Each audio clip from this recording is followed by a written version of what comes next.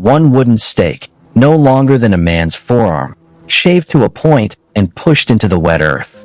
Then a square of turf pressed back on top, so the grass looks as if no one has ever touched it.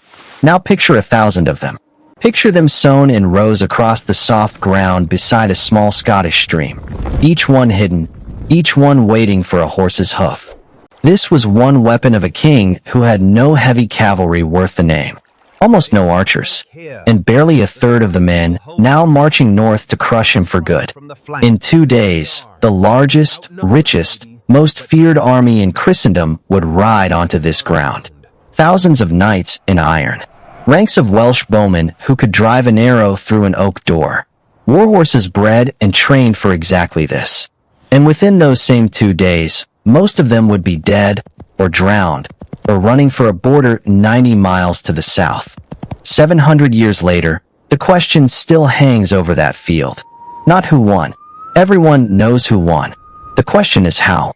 June 23rd, 1314. Morning. The old Roman road from Falkirk to Stirling. There is a castle to the north, and everything turns on it. Stirling Castle sits on a black crag above the only good crossing of the River Forth. Hold Stirling, and you hold the waste of Scotland, the gate between the lowlands and the highlands. For years it has flown an English flag. Now a Scottish army sits around it, starving the garrison out, and the two sides have struck a strange and very medieval bargain. The English commander inside, Sir Philip Mowbray, has given his word. If no English army comes to relieve him by midsummer, by the 24th of June, he will open the gates and hand the castle to the Scots. That is the clock. That is the whole of it. One castle, one date, and a promise made by men who would rather lose a fortress than break their word. Word of the bargain reaches London, and it does something no Scottish raid had ever managed. It brings the King of England north himself. His name is Edward II, about 30 years old, tall and strong and handsome, the son of a father who had earned a terrible name, the Hammer of the Scots. The old hammer had died on the road north 7 years before, still trying to break this stubborn country. The son had buried him and turned home. Now he comes to finish it. The army is enormous. The figures are argued over to this day, but the smallest honest estimate is around 13,000 men, and some push it close to 20,000. Among them ride 2,000 to 3,000 heavy cavalry, the most expensive killing machines on earth, a knight and his warhorse worth more than a whole village. Behind them come the Welsh archers, the foot, and a baggage train said to stretch 20 miles down the road. Knights have crossed from France and Gascony and the German lands, lured by the promise of a short war and easy glory in the north. There is one crack in this magnificent thing, and you must look closely to see it. Some of the greatest men in England are not here. Lancaster is not here. Warwick, Warenne, Arundel, none of them here. They dislike their king and distrust his favorites, and they have sent the barest number of men the law allows and stayed home. Edward has an army that looks unbeatable and a kingdom that does not quite love him. He does not seem worried. Why would he be? He has brought the thunder of the world to crush a few thousand spearmen. The same morning, the wood called the New Park, above the Bannockburn. On the other side of that soft ground waits the man the English have come to kill.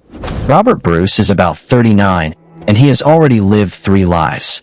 A great lord who once swore loyalty to England. A hunted outlaw with a price on his head, hiding in caves, watching 2 brothers executed and his wife and daughter dragged off to prison. And for 8 years now, by his own crowning and almost no one else's leave, the King of Scots. He has learned one hard lesson in those 8 years, written in the blood of everyone who tried the other way. Do not fight the English in the open. Their knights and archers together will grind any Scottish army into the mud, the way they did at Falkirk, where William Wallace's spearmen were shot to pieces where they stood. So Bruce has spent his war refusing battle, burning his own castles so the English cannot use them, striking in the night and vanishing by dawn. He is a general who wins by not fighting. And yet here he is, standing on open ground, against the greatest army in the world. It makes no sense, and that is the first mystery of Bannockburn. He has done what he can with the land. His men have dug pits across the firm dry field where cavalry would want to charge, holes a foot deep, each with a sharpened stake at the bottom, each roofed with turf so the ground looks whole. They have chosen a front hemmed in by the stream and the soft carse, so a huge army cannot spread out and use its size. His own army is small, perhaps 6,000, most of them common men holding spears 12 to 16 feet long, packed shoulder to shoulder into the tight formations the Scots call schiltrons. 4 of them, under Bruce, his brother Edward, his young nephew Thomas Randolph, and the pair of James Douglas and the boy Walter the Steward.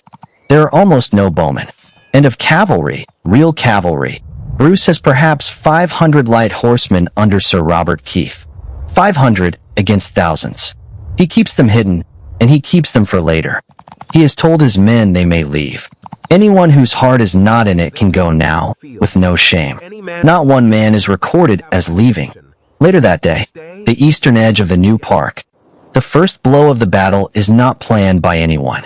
It is an accident of pride, and it becomes the most famous single moment in Scottish history.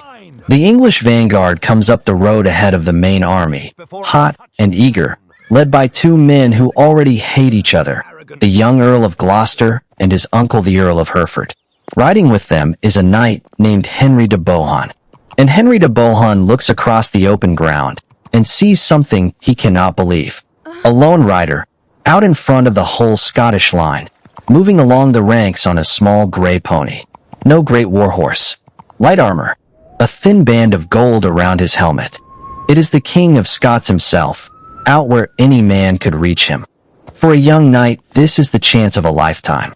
Kill Bruce here, in single combat, in front of both armies, and the war ends today, and your name lives forever. De Bohun lowers his lance, spurs his heavy charger, and the ground shakes as he comes. Bruce does not run. Every Scot on that hill is watching, and a king who flees is a king no longer. He turns his little pony to face the mountain of horse and steel thundering down on him, and he waits. He waits until the lance point is almost on him. Then he twists the pony aside. The lance stabs empty air, and as the great warhorse plunges past, Robert Bruce stands up in his stirrups and swings the axe in his hand down onto Henry de Bohun's helmet with everything he has. The blow splits the helmet and the skull beneath it in a single stroke. De Bohun is dead before he strikes the ground.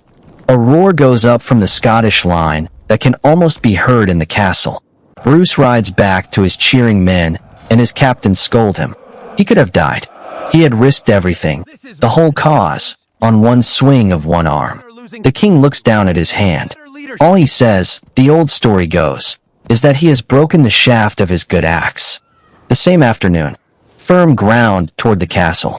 While the armies still gather, a second English force tries something clever, and it walks straight into the second lesson of the day.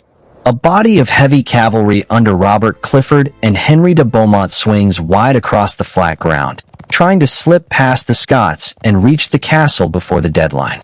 Thomas Randolph, the king's nephew, sees them and marches his schiltron out onto the road to block them. And now everyone learns something about a wall of spears. The knights charge. They always charge, because for 100 years cavalry has broken foot soldiers the way water breaks sand. But these foot soldiers do not break. The schiltron closes into a ring, spear points out at every angle, 16 feet of ash and iron bristling toward the horses. And a horse, whatever its rider wants, will not run onto a hedge of points. The charge shatters against the ring and washes back. The knights wheel and charge again. Again the ring holds. They hurl their maces, their swords, their own spears at the Scots in a fury, and still the ring holds, a single slow porcupine of steel turning on the field. When it is over and the English draw off, the Scots have lost, by one account, a single man. 1. Something impossible has now happened twice in one day. A king on a pony has killed a knight, and a hedge of farmers has beaten the finest cavalry in the world. That night, in the English camp, no one is laughing anymore. The night of June 23rd. Between the two armies, in the dark. The clock is still running. It is the eve of midsummer. And in the black hours before the last day, A man crosses the empty ground between the camps, alone, and asks to be taken to the Scottish king. His name is Sir Alexander Seton, a Scot who has been fighting for Edward. He has spent the day inside the English host, and he has seen what the sheer size of that army hides from outside. He has seen fear, lords quarreling, the king ignoring good advice, the whole vast machine tangled on bad ground with a stream at its back, dreading the morning. He tells Bruce everything he has seen. He tells him the English are shaken and divided and badly placed. He tells him that if he ever means to strike, he will never have a better hour than the dawn now coming. And here is the true turning point of Bannockburn, deeper than any axe blow. Because for 8 years Robert Bruce has survived by never doing this. By never gambling everything on one open battle. Everything in his hard experience says wait, harry them, bleed them, and slip away in the dark. He listens to Seton. He weighs the whole war, his crown, his country, thousands of lives, on a single scale in the middle of the night. And by morning he has decided to do the one thing he has spent his life avoiding. He is going to attack. June 24th, 1314. Just after dawn. Midsummer's Day, the English wake on the cars to find the impossible walking toward them. The Scots are coming out of the wood, not standing, not defending, but advancing, in the open, straight at the huge army, in 4 great blocks of spearmen moving over the grass in the early light. For Edward's men, this is almost unthinkable. The small army, the one that never fights fair, is marching right at them across open ground. Then, a few hundred yards away, the whole Scottish army stops and kneels. King Edward, watching, thinks for a moment that they are kneeling to beg his mercy. A knight beside him, a Scot named Ingram de Umfreville who knows these men well, tells him the truth. They are kneeling, yes, but not to Edward. They are praying to God, and they are asking to be forgiven before they kill or die. These men, he warns the king, will win here or they will die here. They will not run. The prayer ends. The Scots rise, and the last day begins. Mid-morning, the narrow course between the burns. Now the great army's size turns from a blessing into a curse, and this is the heart of the whole story. The English crossed the Bannockburn in the night, and packed onto a tongue of firm ground hemmed in by water, the burn on one side, the wide Forth and its tidal bogs closing round the rest. It is far too little ground for so many men. Something close to 19,000 soldiers are jammed into a space that can fight only a few thousand at a time. The rest can only stand behind and push and wait, and be useless. The Scottish schiltrons come on and drive their spear walls straight into the front ranks of English horse. The young Earl of Gloucester leads the first great charge, so hot for the fight that he has ridden out without the bright surcoat that shows the world who he is. His warhorse hits the wall of spears, and the wall does not break. The knights charge into the hedge and die on it. The hidden pits and stakes take their toll. Horses fall screaming and pin their riders under half a ton of thrashing muscle.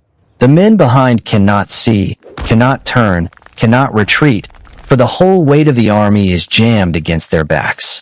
Gloucester goes down in the press and is killed, and because he wears no colors, no one even stops to take him for ransom. One of the greatest earls in England dies a nameless man in the mud. For an hour it grinds on like this. An hour of the finest army in the world throwing itself against a moving wall of Scottish spears and being pushed, foot by foot, back toward the stream at its heels. Someone in the English command finally does the obvious thing. They pull the Welsh archers out to the flank, where they can shoot into the side of the Scottish line without hitting their own men. For a moment the arrows begin to fall, and this is exactly how Scottish armies have always died. This is the moment Bruce has been waiting for. This is why he kept his 500 horsemen hidden all day. Sir Robert Keith and the light cavalry sweep out and hit the archers before they can set themselves. Bowmen have no armor and no wall. The horsemen ride straight through them and scatter them back into the packed mass of their own army, and the last weapon that could have saved England is swept off the board in minutes. Toward noon, the English line begins to fold. You can feel an army start to break before you can see it. A shiver runs through the packed thousands. The front cannot go forward, and the back has nowhere to go, and men at the edges begin to drift toward the water. And then, over the hill behind the Scots, a new army appears. Fresh banners, a great shout, a crowd of figures streaming down the slope toward the field, thousands of them, waving flags. To the exhausted English, it is the end. Fresh Scottish reinforcements, pouring in just as their own strength runs out. It is not an army at all. It is the camp followers, the cooks, the drivers, the servants and boys left behind to guard the Scottish baggage, perhaps 3,000 of them, who have watched from the hill and decided they want to share. They have tied blankets and sheets to tent poles for banners, chosen their own leaders, and come roaring down to join a victory they can already see coming. History remembers them by a plain and perfect name, the small folk. They never strike a real blow. They do not need to. The sight of them, that fresh shouting mass under homemade flags, is the last straw on a breaking army. The English begin to run. Afternoon. The rout. Near the center, the men holding the reins of the King of England make a decision. The Earl of Pembroke reaches over and takes the bridle of Edward's horse. The day is lost, and the one thing that must never happen, the thing that would end everything, is the king being killed or captured on this field. Pembroke and a famous knight named Giles d'Argenton forced the king away, out of the press, toward the castle and the road south, with Edward protesting every step. When they are clear of the worst of it, Giles d'Argenton reins in his horse.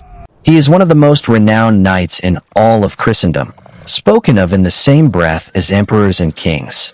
He has seen the king to safety, and that is where his duty ends and his honor begins. He tells Edward, quietly, that he is not a man who has ever fled from a battle, and he does not intend to begin today. Then he turns his horse around, alone, and rides back into the ruin of the English army, straight at the Scottish spears. They cut him down. He had done the only thing he knew how to do. Behind him the retreat becomes a slaughter. Thousands of men in armor try to force their way back across the Bannockburn, and the banks are steep and the ground is soft, and men and horses go down into the water and the mud in a screaming crush. So many fall into the burn, the old accounts say, that in places men cross it on the bodies of the dead. Others flounder into the tidal bogs by the Forth and cannot climb out, dragged down by the very iron that was meant to keep them alive, and there the small folk fall on them with knives. The Earl of Gloucester is dead. Robert Clifford, the veteran who had ridden every Scottish campaign, is dead. Giles d'Argenton is dead. The steward of the king's own household is dead. The finest army in Christendom is coming apart on the banks of a stream most of its men had never heard of a week before. The days after, the long road south, King Edward II reaches the walls of Stirling, the castle this whole war was fought to save. Its commander, Sir Philip Mowbray, the man whose bargain started everything, looks out at the wreck of the royal army and tells the king the truth. The castle will fall now. Ride on, and ride hard, before the Scots close the roads. So the King of England turns and runs for the border, 90 miles of hostile country, hunted the whole way, until he reaches the coast and takes ship for home. Of the vast army that had marched north so certain of victory, perhaps only 3,000 foot soldiers ever see England again. Stirling opens its gates. The clock that had started the whole thing runs out at last, and it is the Scots who are standing there when it stops. 700 years later, the quiet field. It would be a fine story if it ended right there, with the underdog triumphant and the giant humbled. But honesty asks for a little more. Bannockburn did not win the war. It won something harder to measure. For 8 years Robert Bruce had been a king half the world called a rebel and a murderer, a man crowned in an almost empty room. After that day beside the burn, he was a king who had beaten the King of England in open battle, in front of everyone. On the one field he was never supposed to survive. No one could unsee it. 6 years later, Scottish barons would seal a letter we now call the Declaration of Arbroath, telling the Pope that so long as even 100 of them lived, they would never bow to England. And 14 years after the battle, England would sign a treaty and admit what the Spears had already proven, that Scotland was a kingdom and Robert Bruce its king. And the men who did it were not the knights and archers the whole age believed in. They were farmers and townsmen holding long spears, standing shoulder to shoulder, refusing to run. An army with no cavalry to speak of, and almost no bowmen had walked onto open ground against the greatest war machine in Christendom, and had not broken, and had not run, and had won. The stakes under the turf, the ground chosen with such care, the 500 horsemen held back all day for one perfect moment. All of it the work of a mind that had learned, in caves and in exile, that the strong are only strong where you let them be. Today the field is quiet. A stream runs through it that you could step across without wetting your knees. And it still holds the answer to that old question of how. Not magic, not luck. A smaller people who understood their own ground, chose the hour, and did not run. Thank you for staying with this story to the very end, standing on that field beside them as the light comes up. If these men and this ground moved you even a little, stay here with us a while longer, and let us keep waking the pages of history the world thought had gone to sleep. Because there is always another story waiting just over the next hill. Another army, another dawn, another handful of the outnumbered and forgotten who somehow changed everything. Until the next story.